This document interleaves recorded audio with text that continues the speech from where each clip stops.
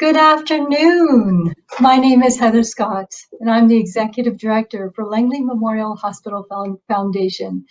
Welcome to our first virtual donor tea. I hope you had time to steep the gift of tea we sent you and are settled in for a lovely chat. Our chat is scheduled to be about 40 minutes, which leaves a little extra time for questions and a door prize announcement at the end. I want to make special welcome to our generous sponsor who has made this event possible. Welcome to Leanne Tomlinson from Chartwell Langley Gardens and Renaissance Residences.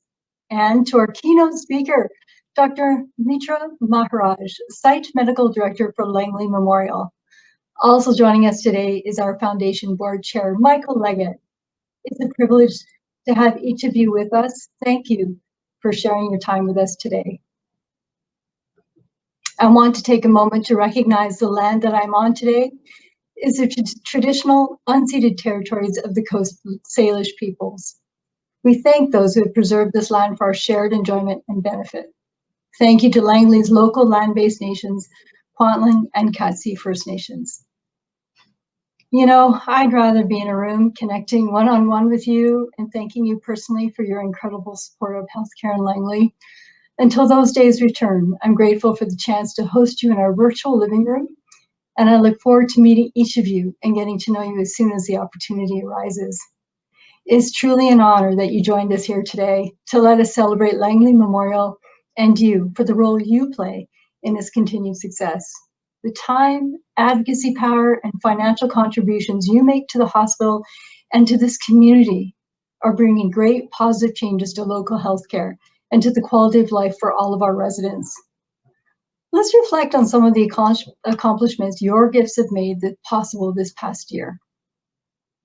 Last August, we kicked off a $250,000 campaign to completely modernize our endoscopy clinic. Endoscopies are the primary detection tool for gastrocancers, such as colon and stomach cancer. Last year alone, Langley performed over 4,500 colonoscopy procedures. And prior to the COVID-19 pandemic restrictions, our endoscopy clinic ran 6 days a week.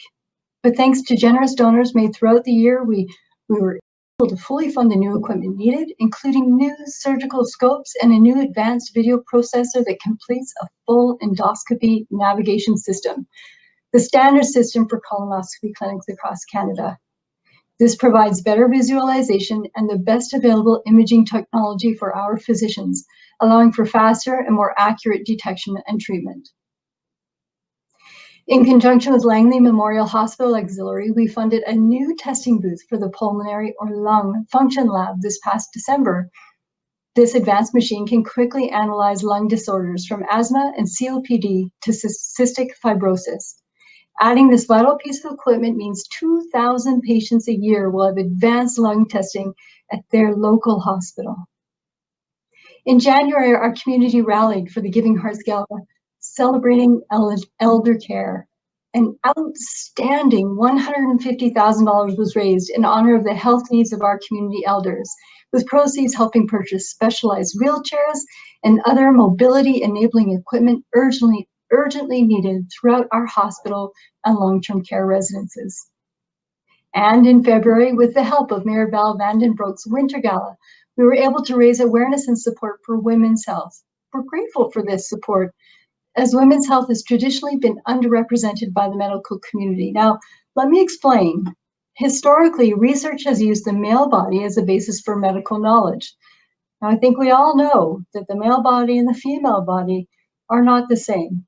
This bias has led to gaps in the understanding of women's health, but thanks to pioneers in women's health research, we now know, for example, that a woman's symptoms during a heart attack differ greatly from those experienced by men. Understanding this has led to better diagnosis and treatment for women. The truth is, aging and outdated equipment can lead to delays in diagnosis, more invasive procedures, and increased chances of complications. Your gift this year in support of women's health gives medical staff the tools they need to use cutting-edge techniques and treatments, providing patients with less invasive surgeries that improve outcomes and get women back to home and back to work faster, improving not just the quality of life for women, but for her entire family. My last example of how your dollars were put to good use is an issue that continues to be the top of mind for all of us right now. Of course, I referred to the COVID-19 pandemic. The way we deliver healthcare has dramatically shifted in the past 6 months, and Dr. Maharaj will elaborate on this next. But as a foundation supporting the hospital through thick and thin, we also had to move fast, shift our activities, and adapt to new ways of connecting with both our donors and our hospital staff. In March, individuals and companies alike stepped up to feed and celebrate staff at Langley Memorial. Not only food, but other donations like energy drinks, care packages, and even sneakers were donated. Van Noort Bulb Company delivered hundreds of daffodils so caregivers could take some sunshine home with them after their long shift. We worked closely with Dr. Maharaj and the pandemic planning team to identify key equipment and patient comfort items that would help both staff and patients best navigate a changed hospital experience. For example, donors helped purchase iPads to better connect patients with their loved ones while patient visit restrictions are in place. Our emergency department and critical care units need to replace 5 outdated ventilators. These units keep oxygen flowing throughout the body by pushing air into the lungs. They're used temporarily for conditions like pneumonia, but it may be needed longer for someone with lung failure. Even without COVID-19, our hospital supports the more than 1,600 respiratory patients every year with these machines. So the support we receive to purchase 2 such ventilators will have long-term impact on patients that visit the ER and ICU. Our community continues to step up when asked, despite all the personal and professional experience they themselves are facing. Right now, we are focused on raising funds for an ultraviolet germicidal irradiation robot.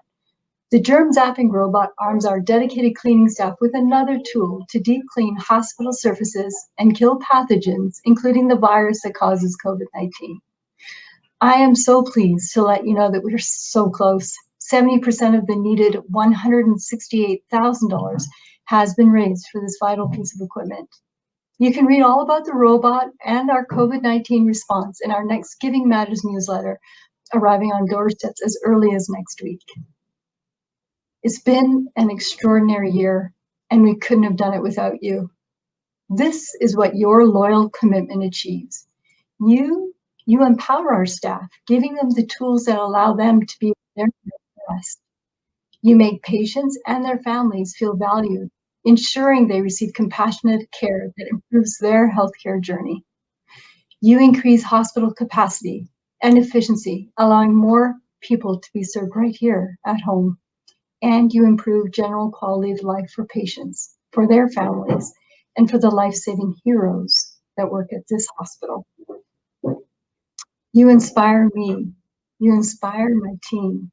You give us the energy to keep doing what we love, which is working with you to fulfill your wishes to improve life in Langley.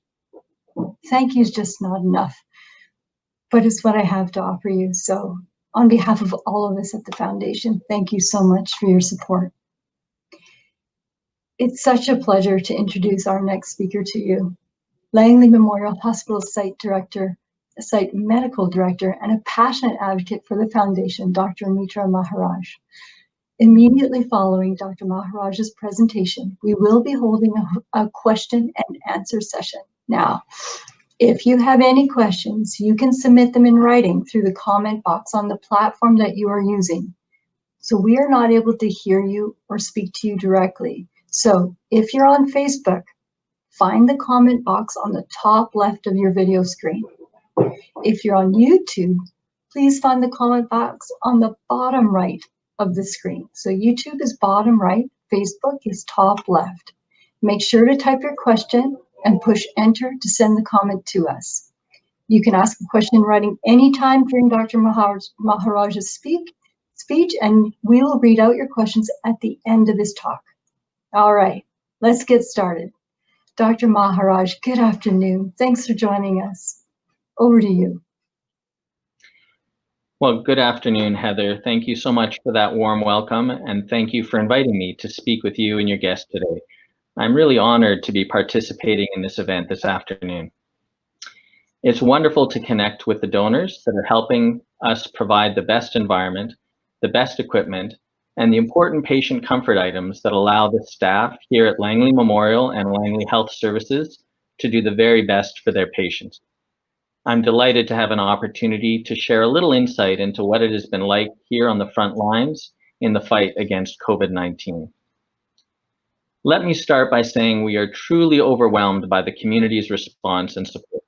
Your quick reaction allowed us to also act quickly and adapt to the fast changes that were coming at us, especially in those first few months of the pandemic healthcare response.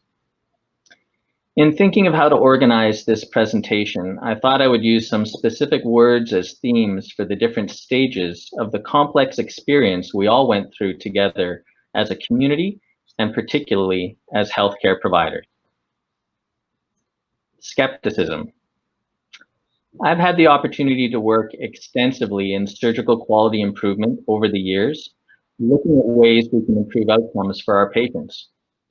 One of the most important lessons that I have learned is that if you can't measure it, you can't change it.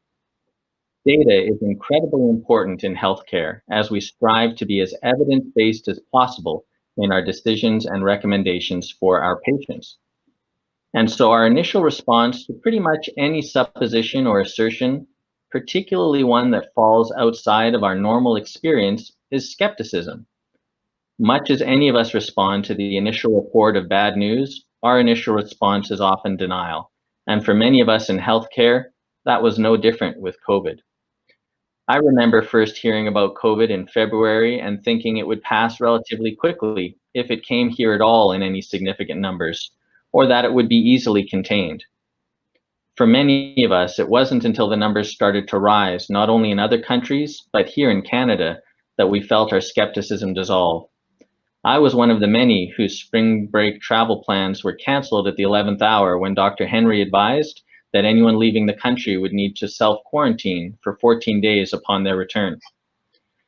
Mostly, I think like everyone, we didn't want to believe the worst of the predictions. And even as we were having meetings and making plans, we really were in denial initially that we were facing a true pandemic.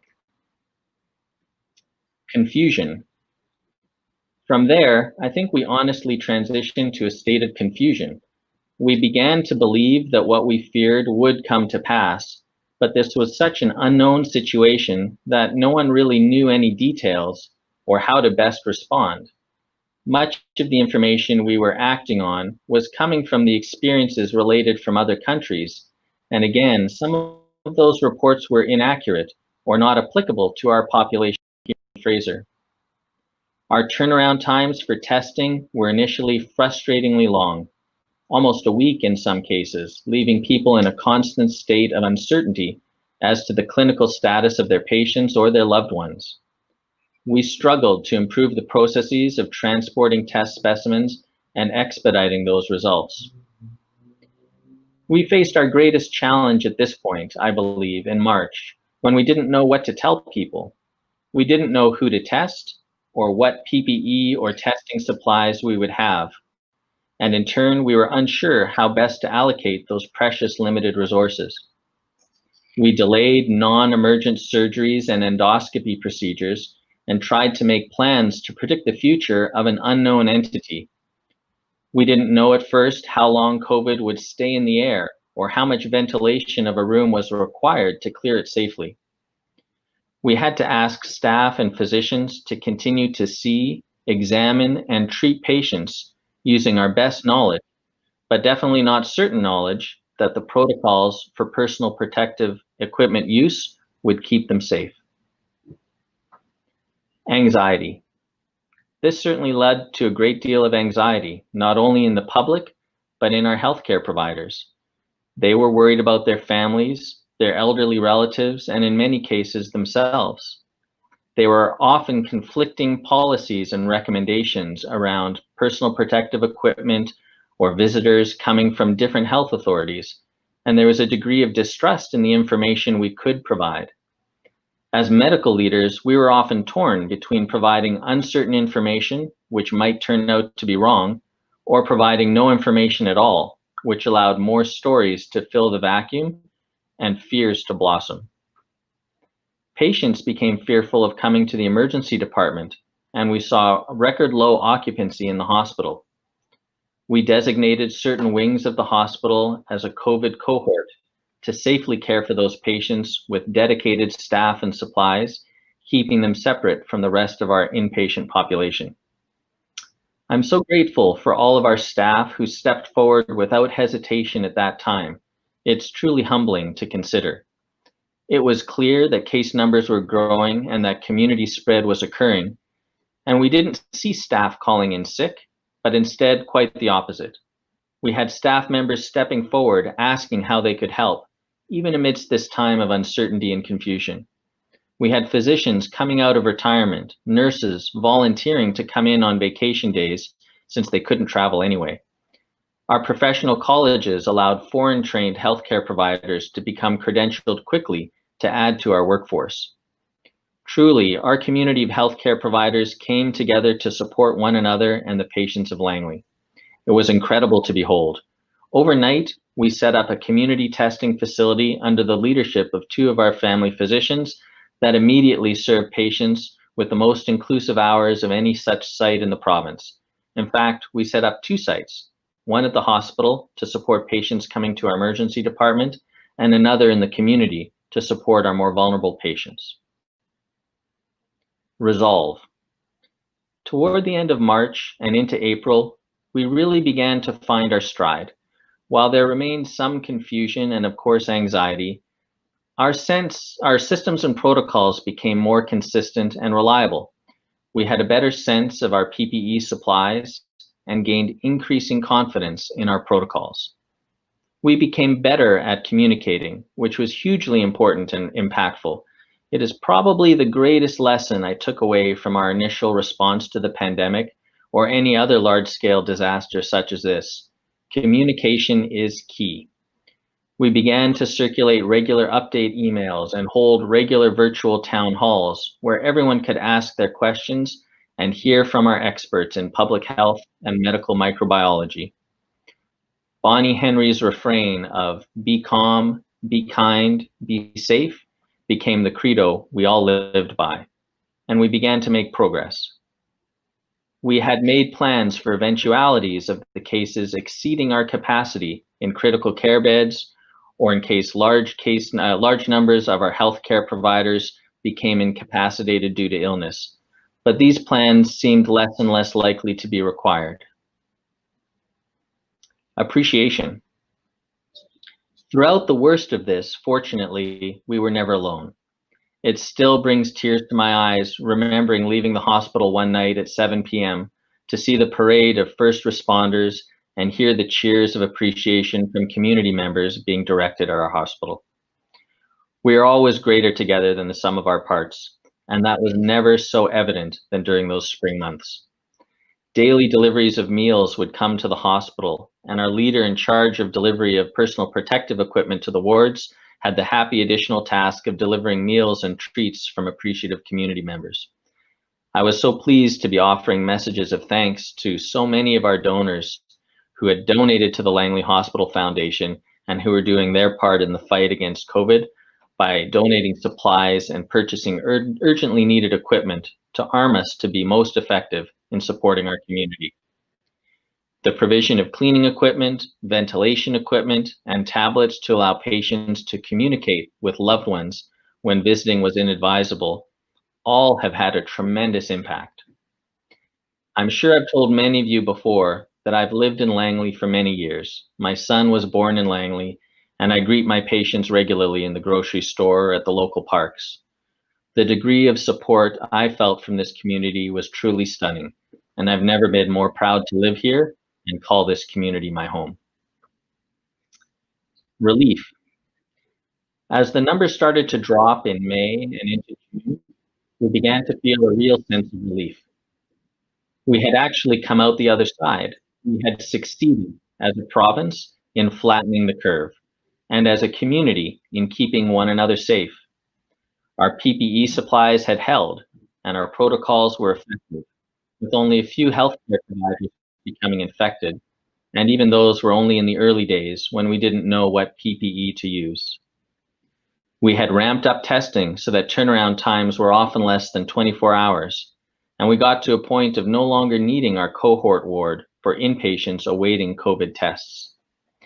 Community members could be freely tested and were being responsible in social distancing and hand hygiene, driving the numbers down. Our province enacted plans to reopen closed services and businesses, and we gradually began to feel that the new normal was manageable and safe. Elective surgical services, medical imaging, and endoscopy not only resumed, but have increased in capacity to make up for lost time. Our patients began to return to the hospital and emergency room in more normal numbers. Cautious optimism. COVID is not gone. We have experienced outbreaks in the Fraser Valley, in the community, in long-term care residences, and even most recently in acute care. But we're up to the challenge, and in our outbreak in Maple Hill long-term care, we limited this most contagious disease to a single resident. Our teams reacted quickly, our protocols served us well, and while we have had to limit visitor access, we have been successful in controlling the spread. Even more recently, we had an outbreak in our surgical ward here in Langley. A single patient, after leaving our care, tested positive while out in the community, raising the possibility that it was contracted while he was in hospital. We sprang into action once again, creating a pop-up testing facility overnight that accommodated 243 of our staff in a single day, who, while asymptomatic and continuing to use appropriate PPE, still presented to be tested out of an abundance of caution. And in response to this latest outbreak, one of the first things we heard were offers again from the community for food and other supports. Stamina and resilience. We are living our new normal. We wear PPE at all times in patient care areas. We don't shake hands or offer comforting gestures involving physical contact, even when our instincts tell us otherwise. We don't travel far without availing ourselves of one of the numerous hand sanitizer dispensers on the walls. When we remove our masks to eat, we sit 6 feet apart from one another. We have adopted a virtual first approach, offering our patients virtual visits and consultations whenever possible.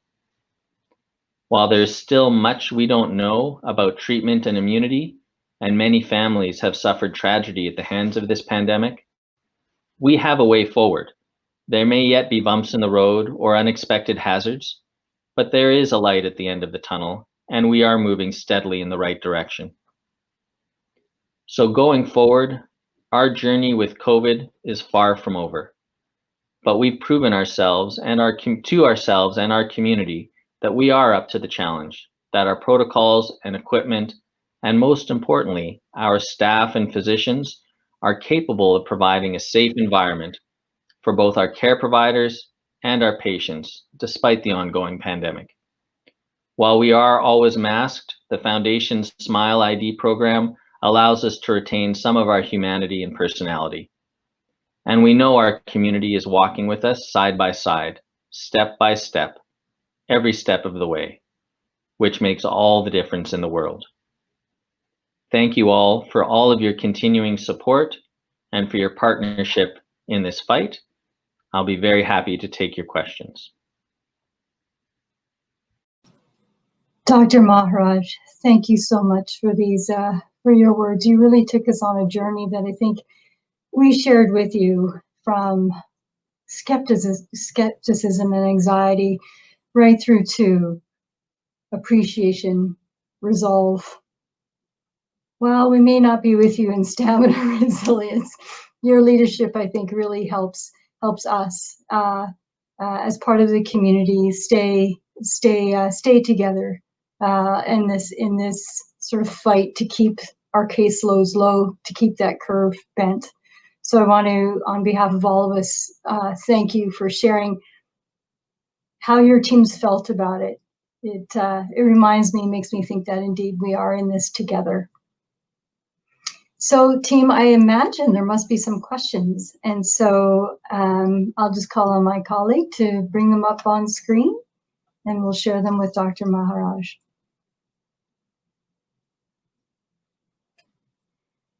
Dr. Maharaj, thank you for everything you do.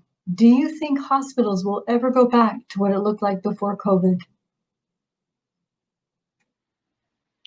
Yeah, thank you for that question. That is a very important one, and one I'm sure many people share. I think we still don't know a lot about this virus. We don't know whether having had the virus confers immunity or for how long. There are multiple strains of the virus, and so we don't know yet whether having one strain confers immunity to all of them or not. And of course, we're just at the very beginning of our journey with immunizations and vaccines to understand how effective vaccinations will be. When we get to the point of having an effective vaccine, which will still be many months, we will then have to get to the stage where a large enough portion of the population is effectively immunized to give our overall community herd immunity, which would then be the first step to getting back to life that we knew before COVID. That seems a long way away, and I think, to be honest, the lessons we've learned about the possibility of these sorts of contagious viruses will be with us forever. I think we will always have a heightened sensitivity to interacting with one another, whether it's ensuring we're utilizing proper hand hygiene or personal protective equipment. I am heartened, however, to see how quickly we've been able to restore services. For many, it seems like a long period of time, but in a matter of fewer than 6 months, we've gone from having the most total shutdown of our community, our society, even our healthcare system that we have encountered in memory, to restoring not only those same services, but more, to regain lost ground and to ensure we catch up with the needs of our patients going forward. So I feel optimistic about our ability to weather the storm and care for our patients going forward. I think it will be a long time, if ever, that things go back to the way they were. Thank you for that. Appreciate that. We're just waiting for our second question. Here it is. How are you preparing for a possible wave 2 of COVID? Yeah, another great question, and certainly a very important one. Even well back into spring and summer, when it began to become clear that we were making progress, that we were flattening the curve, that the numbers of cases, not only in the community, but the cases of patients admitted in acute care and critical care, were receding. It was well at the front of everyone's thoughts as to how we would plan for and manage things going forward. We've learned a great deal in the past few months about how this virus responds, how our PPE is effective, and how we can keep people safe even amidst a pandemic. So, for example, in the case of surgical procedures, if any of you have come for surgery since the pandemic began, you'll know that there is now an extensive additional questionnaire regarding travel history, symptoms that may be consistent with COVID, contact history with other people who may have contracted COVID, that is requested of patients before they even come to the hospital. And that same questionnaire is administered again on the day of the surgery with the surgical team, so that we can ensure that patients who are undergoing surgery are cared for appropriately and that the appropriate personal protective equipment is utilized. With that in mind, even should we see increasing numbers of COVID in the community, as we have been seeing in recent weeks, we feel confident that we can identify patients who are safe and keep them safe and keep our care providers safe in the course of the healthcare journey.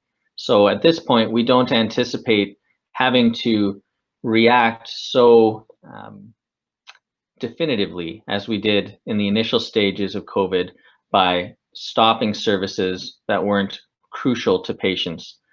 We believe now that we will have protocols and mechanisms in place to allow us to stratify patients to different risk levels and ensure that patients that are high risk are supported at home until they are in a lower risk category, when we know that they will be safe to come and have their procedure.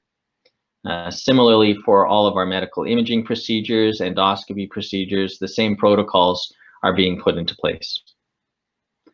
In addition, as we look forward to the future, we're doing a lot more work in manpower planning. We understand how challenging it is to ask additional staff to step forward with little notice and with little planning. So part of our plan for the second wave, should it come, is to ensure we have redundancies in staffing, not only in our nursing staffing, but plans for our medical staff as well, to ensure that should one of them be unable to come to work due to symptoms or any illness, that we have in place backups to allow the care to move forward, even if an individual care provider is unable to be there in person. Thank you. And while we wait for a third question to come up, I just really want to tell you that for me, and I hope everyone out there feels the same way, there's such reassurance and confidence hearing about your approach and response to the pandemic. So here we go. Question 3. Thank you for your transparency. What do you predict for fall, and how can the business community support you? Thank you for that question. It's very difficult to know, to be honest, what to predict for fall. I think there's quite a wide spectrum of opinions. Some anticipate a cold and flu season, much as we've seen in years gone by. Others believe that our close adherence to physical distancing, hand hygiene, and mask use when physical distancing is impossible, not only in the healthcare setting, but more importantly out in the community, may result in a lack of a cold and flu season this year. In either case, I think what I anticipate for the fall is that we will see more instances of individuals with influenza-like illness, meaning symptoms that could be consistent with COVID-19. We are seeing our schools reopen.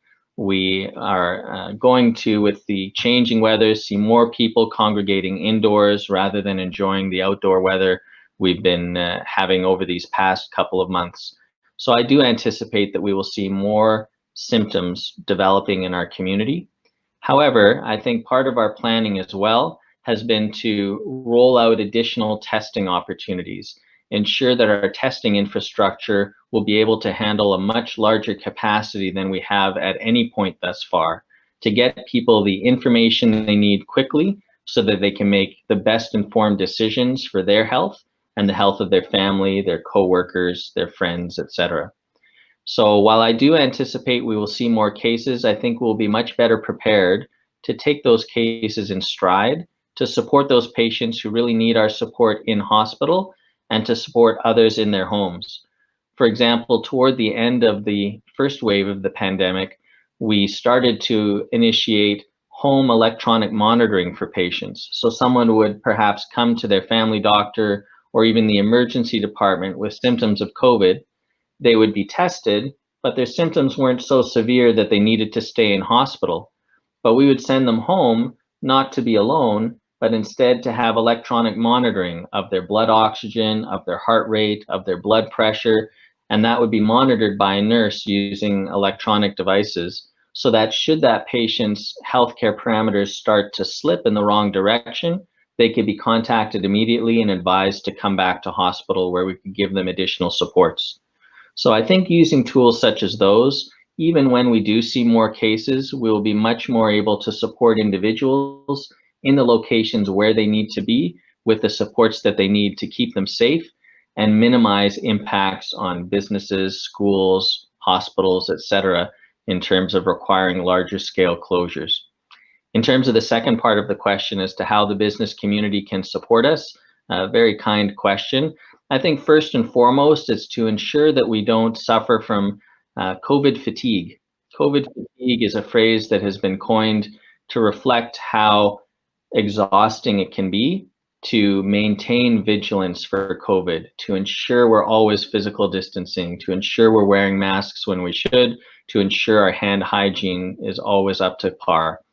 And in business, it's my hope that as partners in our community, we're ensuring in our businesses that our patrons, our staff members are being reminded to resist the temptation to fall into or be lulled by COVID fatigue, to keep vigilant and keep ensuring good adherence to those protocols, because those simple things in the community are what make all the difference. We've seen with this second phase of COVID, as more people have become lax, they've suffered from COVID fatigue, they've begun to congregate, wear masks less frequently, that we've seen an upswing in cases.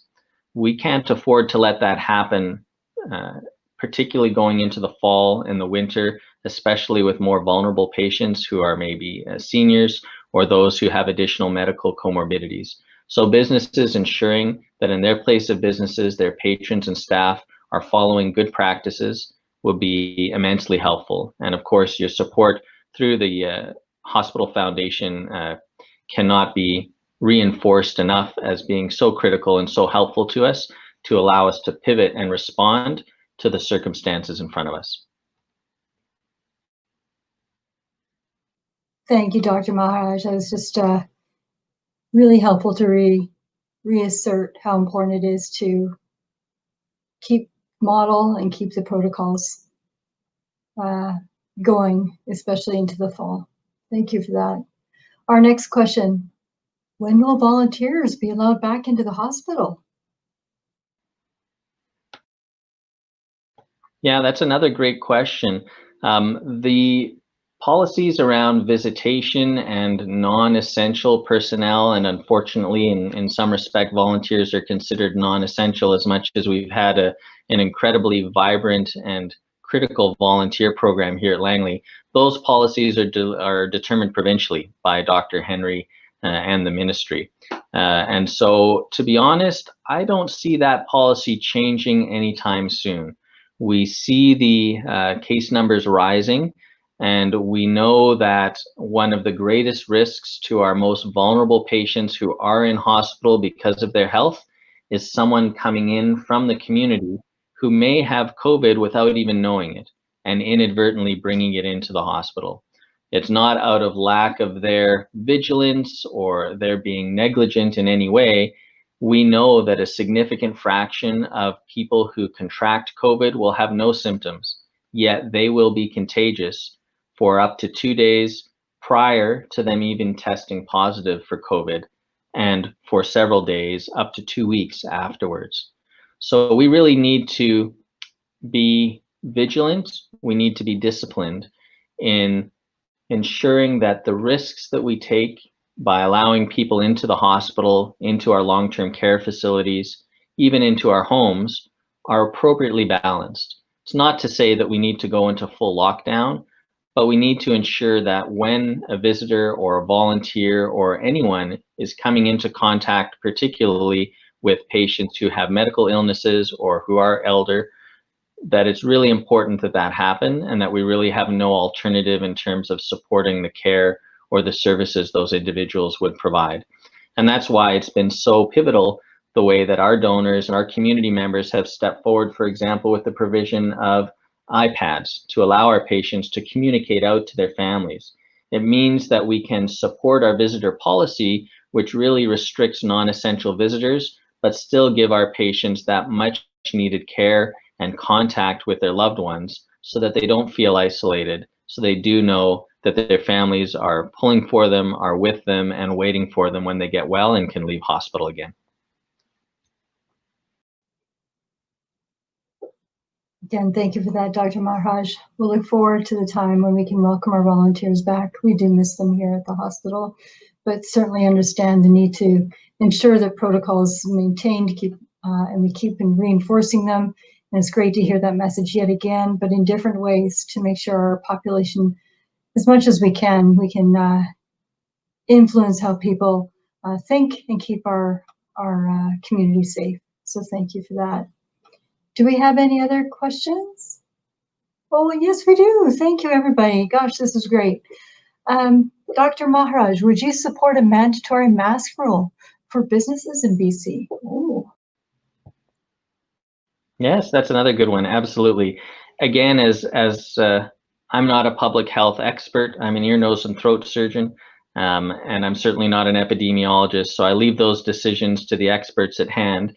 But if pressed, absolutely. I mean, I carry a mask with me. When I go into the grocery store, I put on a mask. When I go into a restaurant, I wear a mask until at least I'm seated at my table and appropriately physically distanced from anyone else. I do think masks have been proven to significantly reduce the spread of COVID.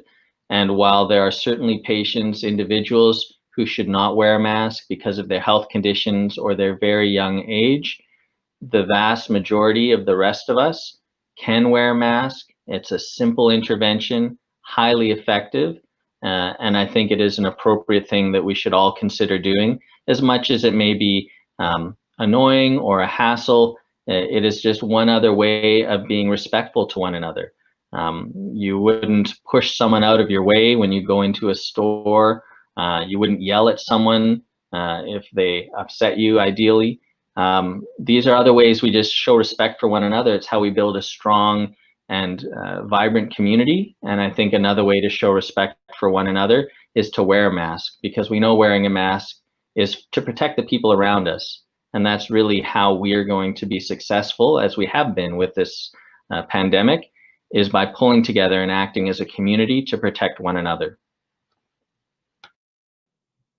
Well, and I just can't miss this opportunity to let you know, of course, that if you don't have a mask, please go online to lmhffoundation.com, where we have some fabulous masks available for you to purchase.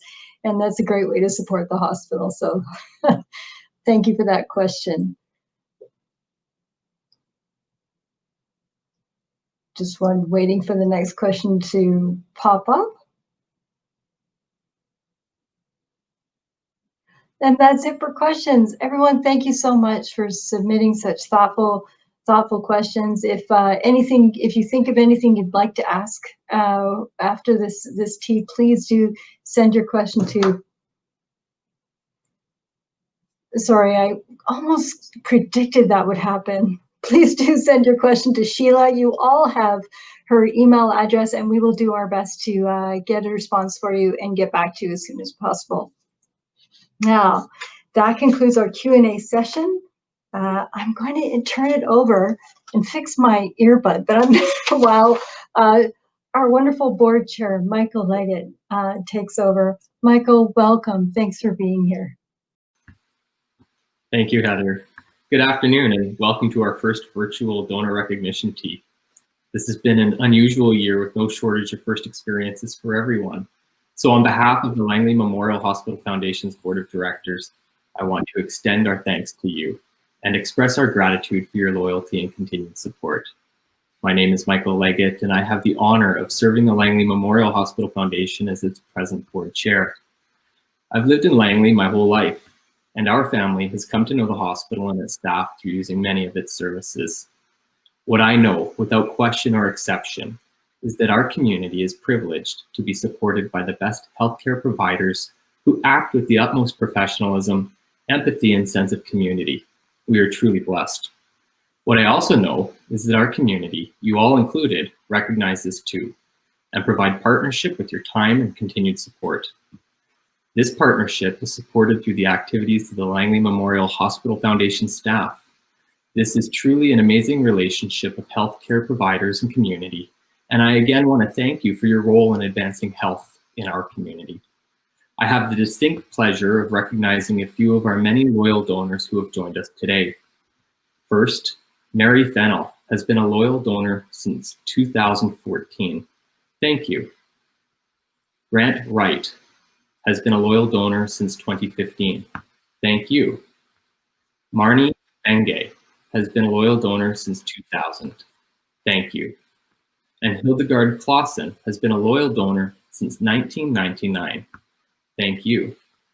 And in recognition of the Dr. Benjamin Marr Legacy Circle, which includes those who have identified providing a gift in their will or their estate plan, thank you, Tanya Linwer, who also volunteers her time and knowledge with Foundation staff and community members. Thank you all for joining us on the tea today. I hope you enjoy yours, and I hope to see you soon. I'll turn the call over to Heather, who will introduce Leanne Tomlinson of Chartwell, Langley. Michael, thank you so much for helping us recognize all of our outstanding donors. And thank you too for all of your years of giving. Today's tea is a little different from our historical tea, but there are still some things the same. This event, even in the format of a virtual event, would not be possible without the support of community partners like Chartwell. Oh, I'm so happy to welcome Leanne Tomlinson from Chartwell Langley Gardens and Renaissance Residences to say a few words. She also has a lovely prize for a lucky winner. Leanne? Thank you, Heather, and thank you all of you for having Chartwell at this event. As Heather said, I'm the Community Relations Manager for Chartwell Retirement Residences. Chartwell has over 230 homes across Canada, caring for seniors in Ontario, Quebec, Alberta, and BC. We have 2 homes in Langley. We have Langley Gardens, which is a campus of care providing all levels of care, independent, memory living, and long-term care. And the Renaissance, which is independent living with support. Chartwell supports its local communities, and of course, being in Langley, we want to support the hospital.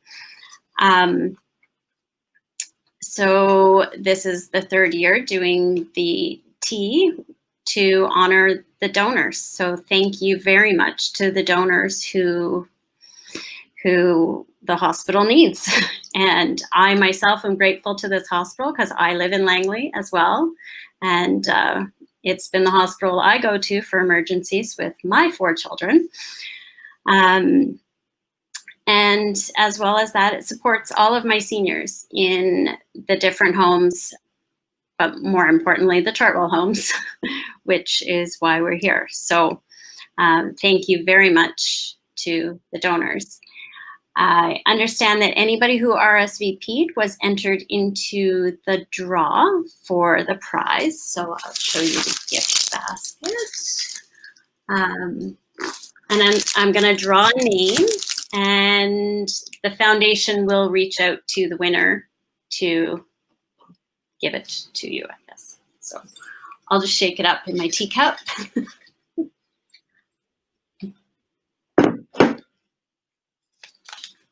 So congratulations to Kathleen Gate. You are the lucky winner today. So somebody from the foundation will reach out to you and you'll get it.